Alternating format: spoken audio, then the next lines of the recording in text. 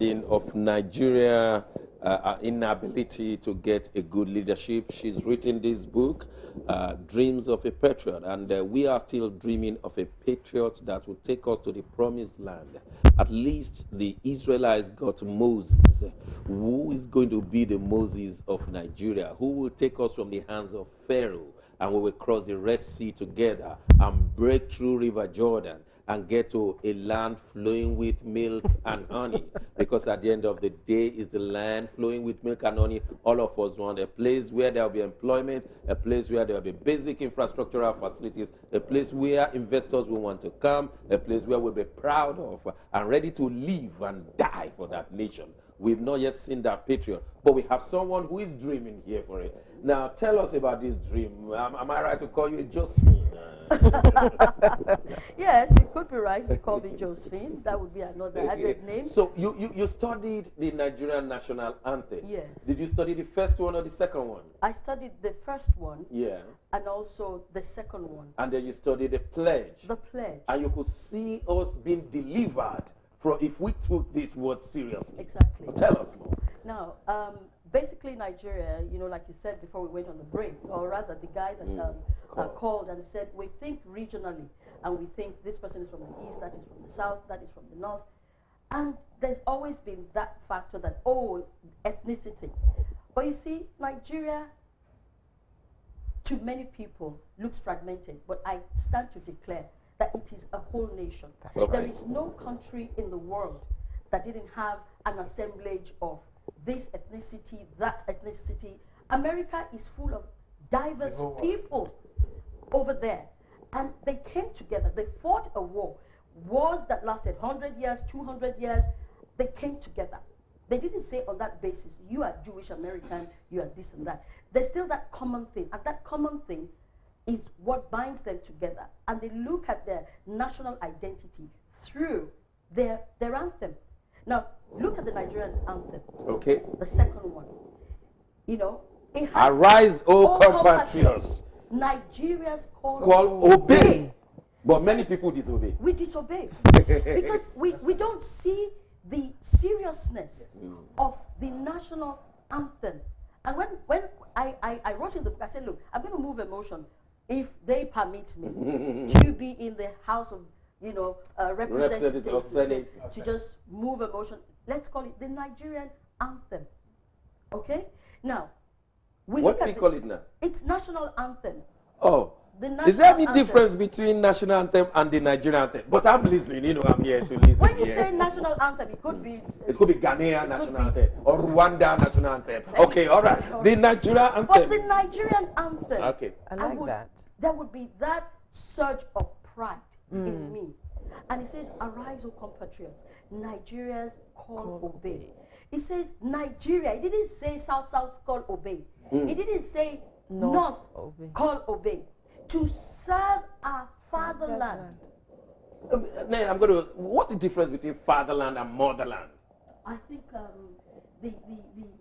I think it's going to be in the tongue, the language. I think it's a bit, you know, skewed. You know, when the feminists will say, you know, it should be motherland. That's right. It's coming up in France now. People are saying, you know, why you put in Miss or whatever in a column. Mademoiselle has been deleted. Some people say they don't like Hebrew. It should be Shebrew. Or Shiros. Yeah, Shiros. Because the BET Honors Award, this wonderful lady said, instead of saying heroes, it's Shiros. Shiros, okay. That's Maya Angelou. Anyway, never mind. Forget about me. Forget what I'm talking. Our fatherland. Our fatherland. All right. With what?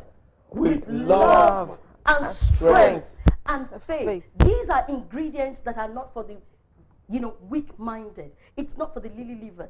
It's not for people who think there's an obstacle at every point. It's for those that are ready to fight the cause.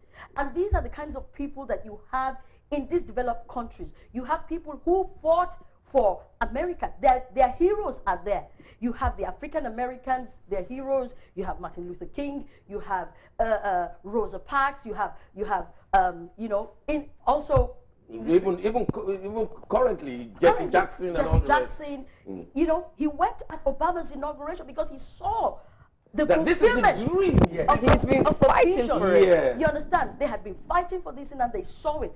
These are the kind of things that we need as Nigerians, you know, to serve with love and strength and faith. The labors of our heroes past Yeah. shall never be In in vain. vain. Now, you ask an average Nigerian, what heroes do you know about? And they go, They never remember. they never any- remember. yeah. Because we don't celebrate our we don't heroes. celebrate. No, we're not even coming to celebrate it. We have to Talk less of we have no. to know them first. We have to know their achievements. We have to know what They did, what they stood for. What they stood for. Look at the Ghanaians. Kwame Nkrumah, you know, he is celebrated till tomorrow. Look at South And Africa. I was going to come to that. It's Nelson. When I looked at, you know, recently he was taken into hospital. And the for- whole world. The whole world stood still for Nelson Mandela.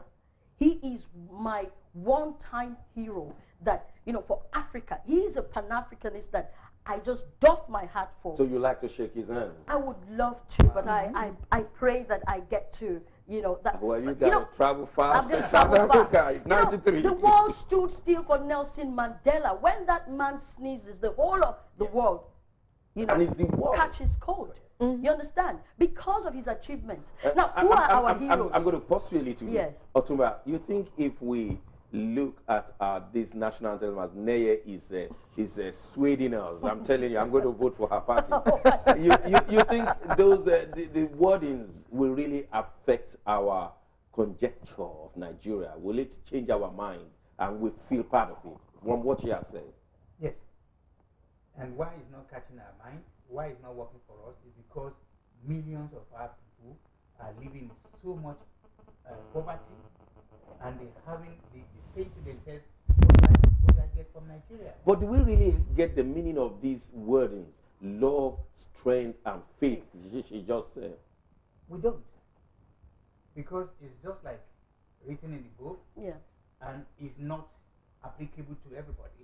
And also, as you can see, Dr. Johnson, even most of our leaders, these so corrupt people, they don't even understand what is there. They cannot even They sing. sing this, they can't sing They it. can't even sing it. All what they are concerned about is stealing money, taking people's money, and they're not doing anything for the people. And I think this is really sad. Priscilla, just one more. Okay. Priscilla, you think there is a disconnect between the new generation and the old generation? That is why they don't know their heroes past. If I give example, we understand that in Africa, over 60% are young people. That is, people die early, so we lose them at the age of 50-something. In fact, the mortality age in Nigeria, we understand 49, 47, but I know many 50, 60. But then, generally, we have a majority of Nigerians below 40. Indeed. And therefore, they're disconnected in historical terms from the heroes past. So when we talk of heroes past, they don't have any clue. You think there's a way we can let them have a march?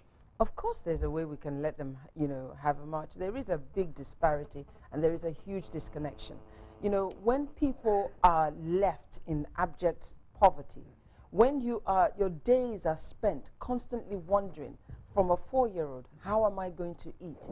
You see the 4-year-old, the 5-year-old walking down the street, hawking, just so that if they don't sell that egg today, if they don't bring something home, how will they, they can't sleep, or their mother will send them out, or something terrible will happen to them. When you spend your life that way, and every day is a chore, every day is a problem, how are you going to connect with what the national anthem says?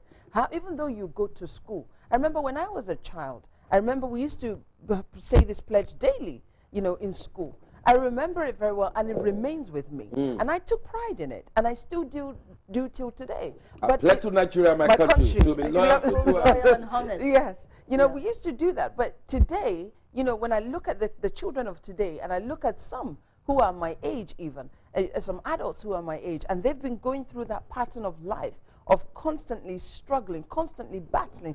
Every day is a problem, is an issue. Let me take how this do we call. connect? Let me take this call. We're coming to you, on this pledge and how it will, because I have my own position. Okay. Yes, good morning. Who is calling? Yeah, good morning. My name is Dr. Kola Dele. Okay, what's your position on this? Is it that this Nigerian anthem, no longer national anthem as far as we're concerned in the studio, will it transform us? Is this the transformation principle Jonathan has been waiting for? Well, yes, the city is quite right about that, but it's not quite that. Nigeria is bastard. The Nigerians are. Hold on a minute, hold on. Yeah, thank you very much. And put the phone very close to your mouth and don't move your cheek left and right. Today is February 29. Yes, back to the We're losing you. We're losing you. It's not clear. all right, yeah. I'm saying yes, with the, I'm not talking back, the line back. Yes, Okay. please. Okay, it's going to call. Thank you very much.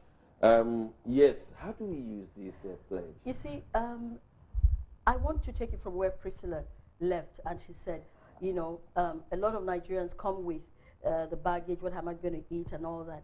I want to differ a little bit from what she said. You Go see, ahead. the African-American liberation, throughout, they were impoverished, they were, you know, enslaved, oppressed, suppressed. repressed. That did not, it did not shift their focus from what they wanted to achieve. Now, no matter what it is, if you lose that thing in you for survival, your identity, all because of food, you're a dead person. You understand? I will just use that. You know why this is very important? Yesterday there was a report from a long-standing research, that wealth does not determine whether you are happy or not. Or not, Yeah, no. there are different other things that determine your happiness. Yes. And it's intriguing that one of the major things that determine whether you're happy is your relationship. That is maybe marital relationship, parental relationship. It determines your happiness, not whether you have money in your pocket. Exactly. I differ. Anyway. So now, when you look at it, what I think is wrong is the curriculum, is what Education. curriculum that we have. Like Priscilla said, when we were growing up, yeah, we were singing the Nigerian anthem, we were saying the pledge, and we were being taught our leaders, our heroes, Obafemi Awolowo, Yep. Tafawa Balewa, Azikiwe. Ahmadu Bello, David Livingstone, even the colonial Mungo Park. Mungo Park, the Landa brothers, Mary Slessor, Richard, Clapperton, all these people that came, you understand? But over the years, Even though some of the stories were not eroded. correct. Mungo Park discovered River He didn't Niger. discover- That's not River correct. Niger was already there there. people were He just- bathing, he just- they're drinking the water. you know. How could Mungo Park discover River Niger? So that has been rubbish. But then he sailed, Mungo Park but sailed. sailed through, Yeah. through Yeah, River Niger. sorry to now, interrupt. this forms part of our history. Now, this is where I'm going as to our psyche, our mindset as Nigerians. I was in one of my kids' schools, and there we were at a parents' forum. This just, blew my mind as to the psyche, Nigerians. And I noticed in my son's curriculum, they were studying more of medieval history. And I went to the head of school. I said, look, I don't have any problem you teaching my son medieval history, of Europe, of this and that. But there's no content of Nigerian history. And he's a white man heading the school. And he said, yes, madam, when I resumed duties, in this school, I noticed that there was a lacuna. There's nothing in this school's curriculum for Nigerian history. And he said, this cannot be possible. So they said, okay, from the next year, they were going to introduce, On the other hand, if This you is a read secondary in the school. United States, Yes. they will teach you about right America. from That's the the difference. baby That's the class, they would difference. know it progresses. Yes. You understand? That is why any American can stand on any roof and say, "God bless America," wherever and they he can is. tell you the president from 1776 up to the Yes. present. Now, They've been this now, taught. where I'm But going, this is where we're lacking. when the principal of the school, who happens to be a Nigerian female, got up and she said, "Oh, madam, who are these David Livingstone that you're talking about? If they want to know the history of Nigeria, they can go to the internet." Now, What? I thought I was shocked, but by the time I took my seat, some of my co-parents started, snaring. I said, Madam, you're really old school. Oh. Let me break it down. He said, who are these Slender people that you're talking? I'm really old school. And I wept in my heart that these are fellow Nigerians like me, parents. Who let me just help you. When my child was growing up here, I saw that for 3 years in the secondary school, they were teaching them the Second World War, how Germany was defeated, and each time she brought her history, how Germany was defeated. And I would say, hey, is that the only thing you study? But it's how Germany was defeated. So and who defeated Of Germany? course, So the educational curriculum now is devoid of the history. And we're gradually, it's phasing out. Let me interrupt you with an international call. Good morning, who is calling? Yes, good morning. Where are you calling from? I'm from Ireland. Okay, from Ireland. Go ahead, sir.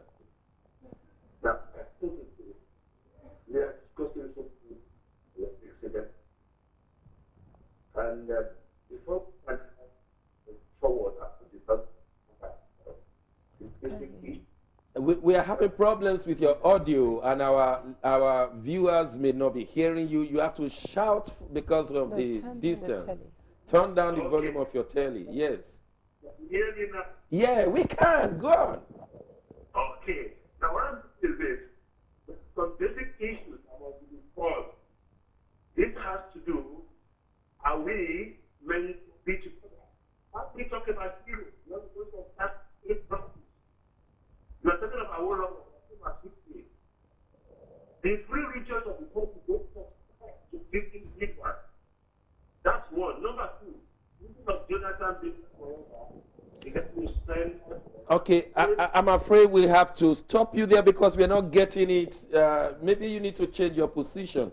Nay, and I know time is running against us. You wrote other books, My Heritage, The History of Ogun State, Volume 1, Volume 2, Volume 3. If we want to buy any of these books, where should we go? For the Dreams of a Patriot, it's... Which I recommend for every patriotic Nigerian. Yes, it has...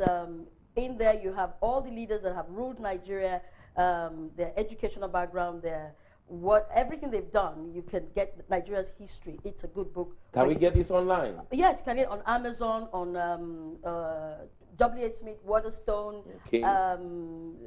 Borders, Barnes & Noble, Alibri. It's as far as you can think of. It's in Europe. You still live in Nigeria, as a person? I still live in Nigeria. You don't live like Priscilla and I here. How do you live before I visit? She visits. So Dream of a Patriot. Yes, just Google you are looking for a patriot in Nigeria. Yes. That will not bow down to the occultic. I'm not only looking for a patriot, I'm looking for a movement of patriots who would be ready to roll up their sleeves, because what is ahead is real work.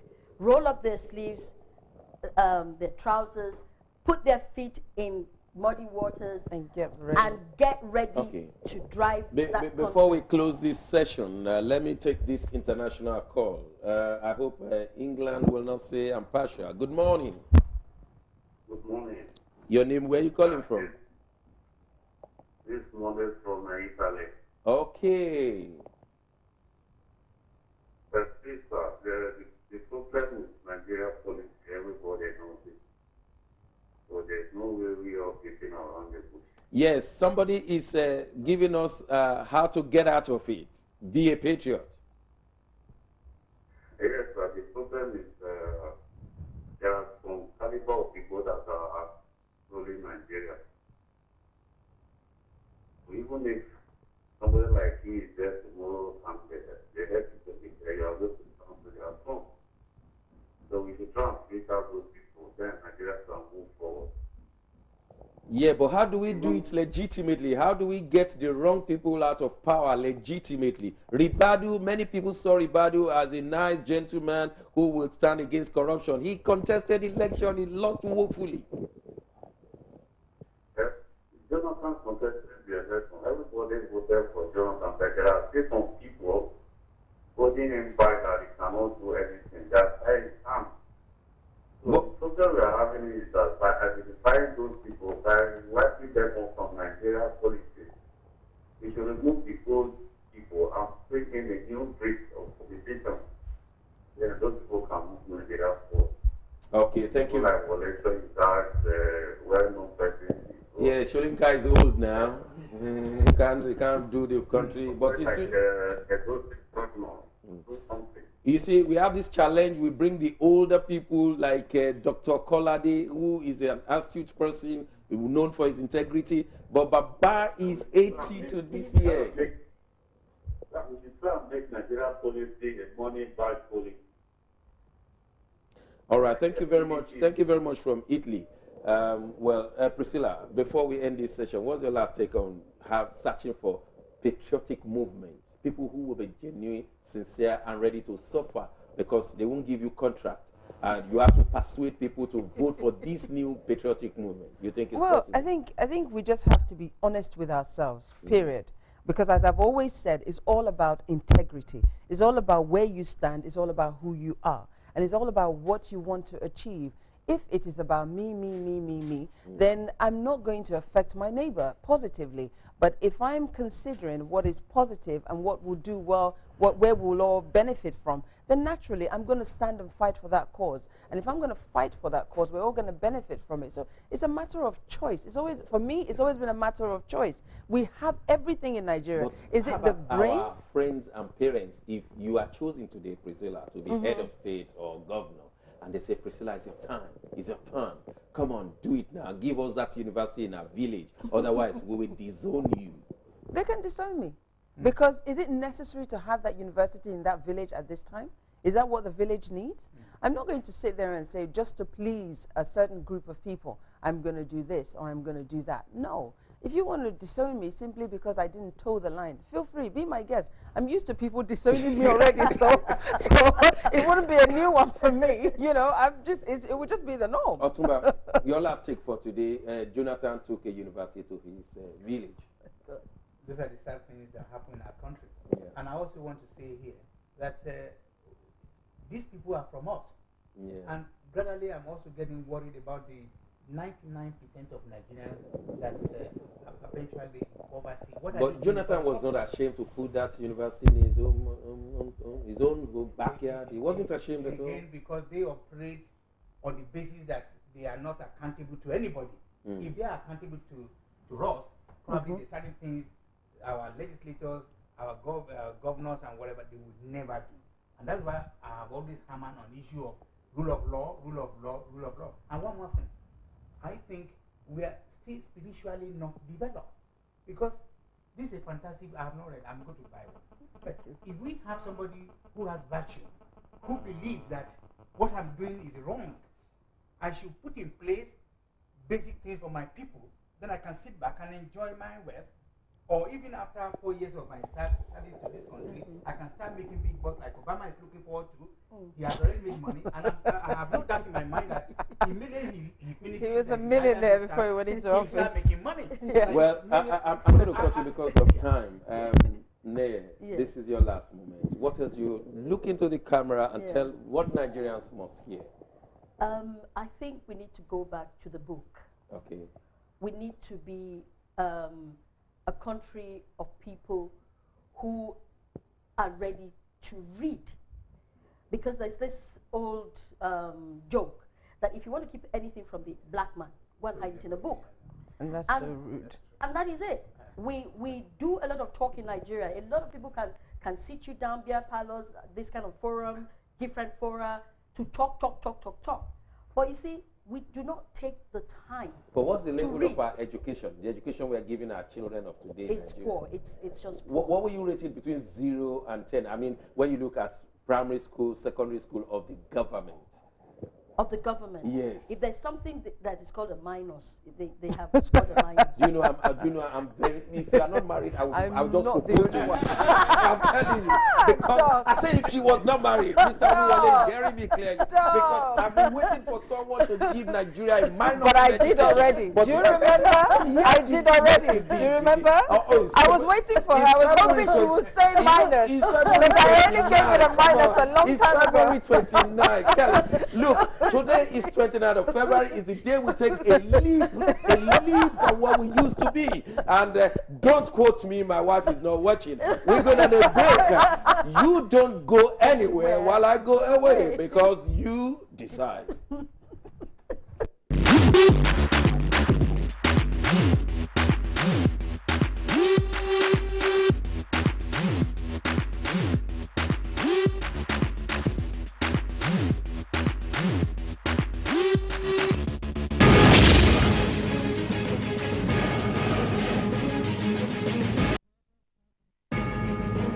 Side, the program that gives you facts and information, and we've been looking at a patriotic issue in the last 1 hour, and I tell you, if I were you, I will buy that book, Dreams of a Patriot. Don't let it be remaining dream, let it be real.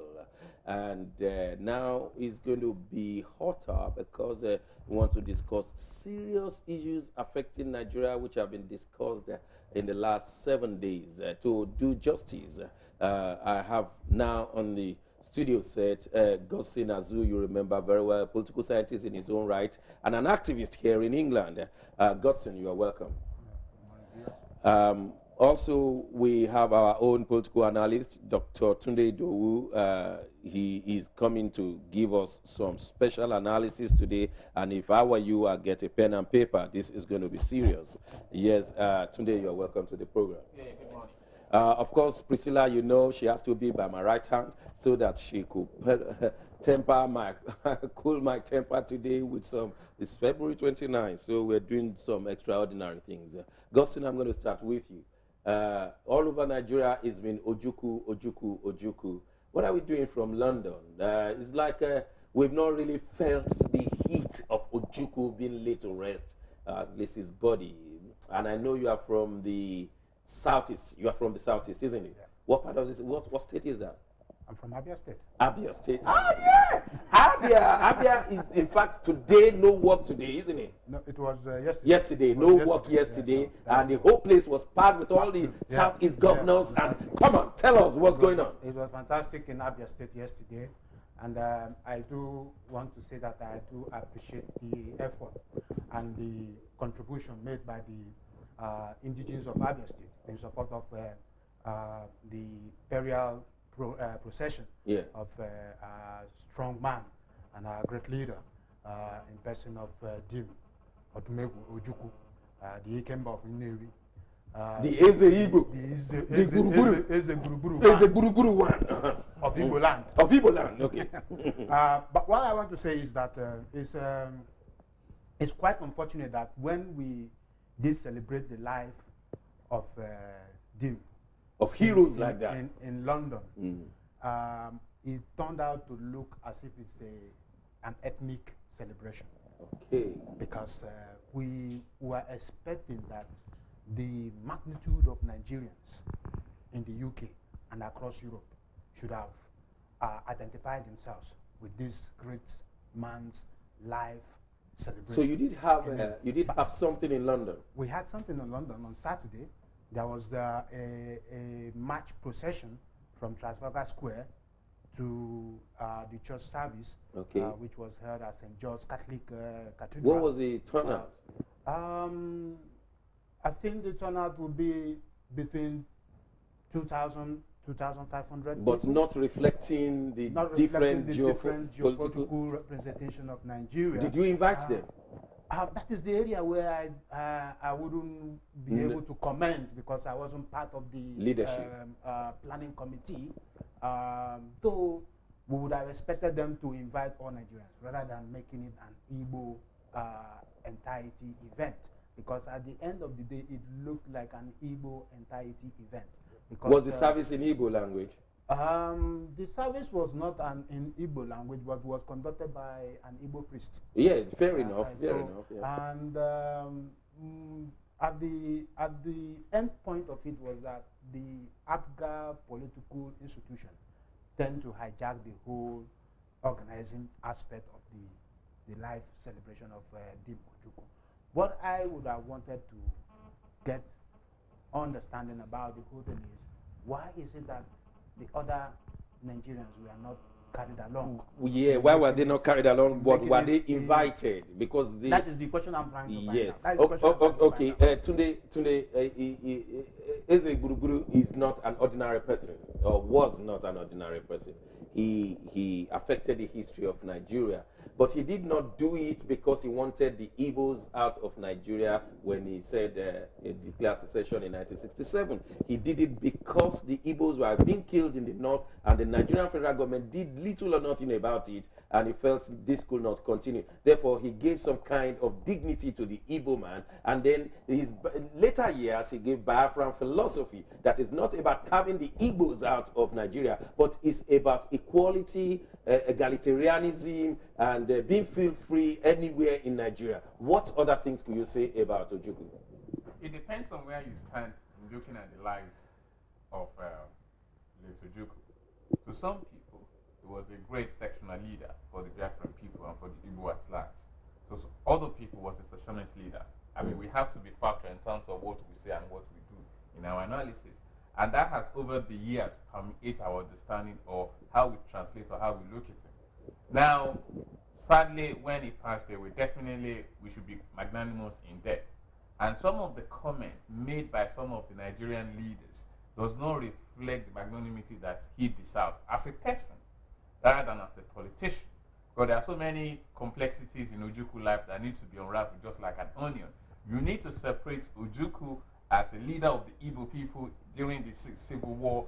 Then when he came back in 1982 as a party member of the MPN, where, by the way, the MPP, the Zik, were against him, to a greater extent. And it's not really even achieved because the MPN were using him to do certain things to achieve senatorial districts. So you mean he, at a point, he tended to compromise his Biafran philosophy when he joined the MPN, contested under MPN, won under MPN, lost under MPN, and then he was left on his own? Well, I mean, he was between a hard rock and a mountain, because either way he played his politics, he could have lost that anyway. When he came back, if he had been part of the MPP, what was then the Zik party, he would have been seen as a full-fledged tribal Igbo leader.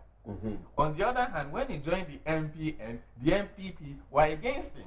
So either way, so the same Igbo people were against him because he was in the wrong party. I think the problem was that his political antecedents override his military capabilities. Priscilla, in terms of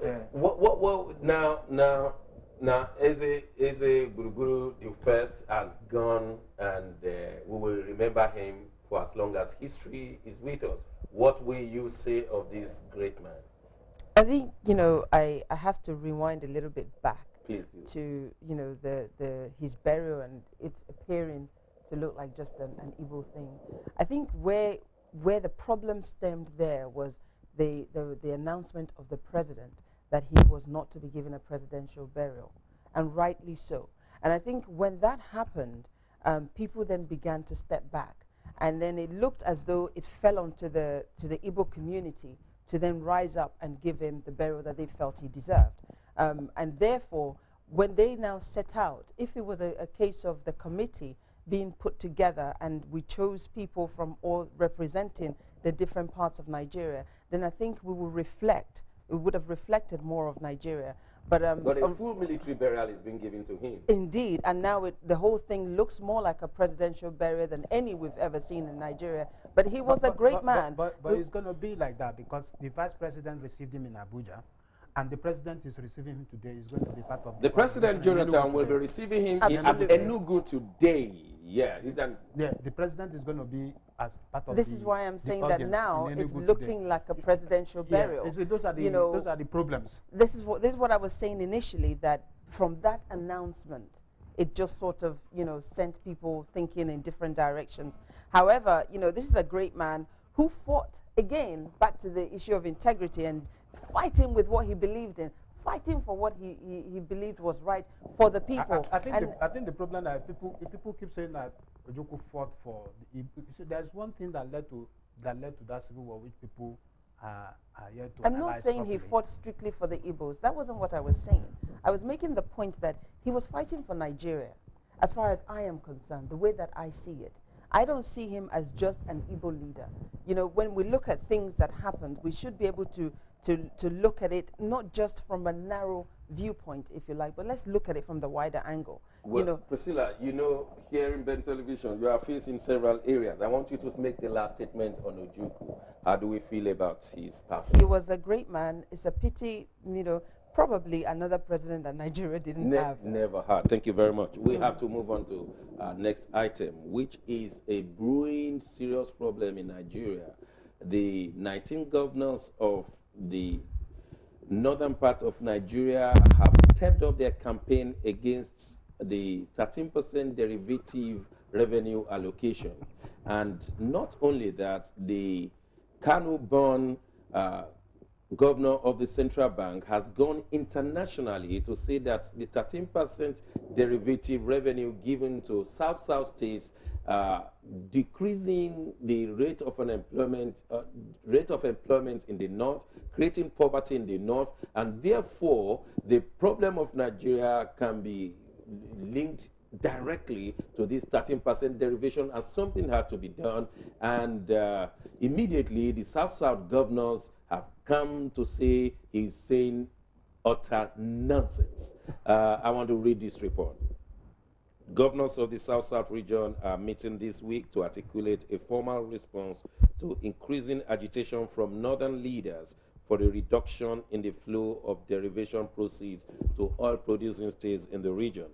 In their reactions, Niger Delta senators and representatives are accusing the northern leaders of provocation, insensibility, and distraction from the Boko Haram insurgency in the north by their calls for a reduction in the revenue accruable to the oil-producing Niger Delta states. Some South-South leaders have, however, welcomed the call as perhaps a possible opportunity for the enactment of the fiscal federalism that has been also canvassed by elements in the South-South region. For the benefit of our viewers, there have been various calls by the northern leaders saying that they are poor and therefore the younger ones have no job, and this has directly linked to Boko Haram insurgency, and that if only Nigeria could give more money to the northern states, there will be less of poverty and nothing like Boko Haram will occur anymore. And the South-South governors are saying, hey, hang on a minute, 50 years ago, the northern leaders specifically stated that they would prefer 50% derivative. And that's what they did in the age of cocoa and groundnut and palm oil. And that today, the South-South states are only getting 13%, and which is nothing near 50%. And that is the latest problem brewing right now. It was even heightened by the statement of the Niger State Governor, Dr. Babangida Aliyu, who, as the chairman of Northern Governors Forum, said so, and backed by Lamido Sanusi, the Central Bank of Nigerian governor, and he, the governor, saying that, that is the Central Bank of Nigeria governor, saying that the reason for Boko Haram insurgency is because of the poverty of the north, and is due to this derivation, which is not fear. And that has created fear in the South-South governors, who are always very ready to defend their position. And some of them have been saying, if this is going to help Nigeria to come to a table to discuss the revenue allocation formula once more, which they call fiscal federalism, this is what they want to do. Now, we are seeing this as the beginning of something serious. If they continued this way, Nigeria as a whole may be in jeopardy. The latest report we have is that the Arewa Consultative Forum has backed the Northern Governors Forum, saying that on 13% derivation review they stand. And the South-South governors are saying, on Aburi we stand, because Aburi did talk of 50% derivation. Now we are having a challenge. Tunde, let me start with you. What do you say to this?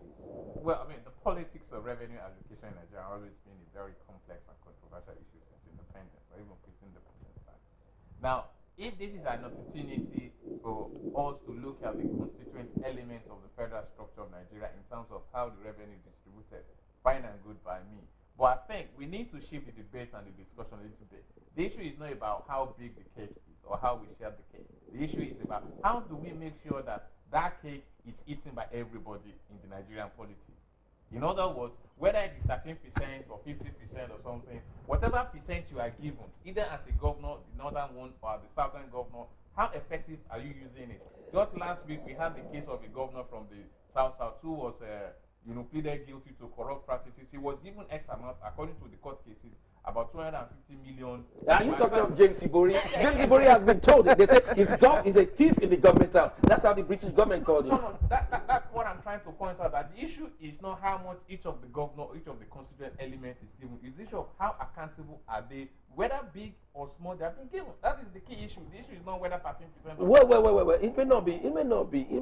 You see, the point is they are trying to say the Arewa Consultative Forum or the northern leaders. They are trying to say let's start from the beginning. Before we talk of how we share the cake, do I have enough cake to start with? Well, you see, that is where you are. They are not being genuine with the cake. Mm-hmm. If they have been given 1% of the cake, yeah, will they distribute it? The one they've been given is independence. Let's look at what the have they rate done of with development either in the south or in the north or in the southwest.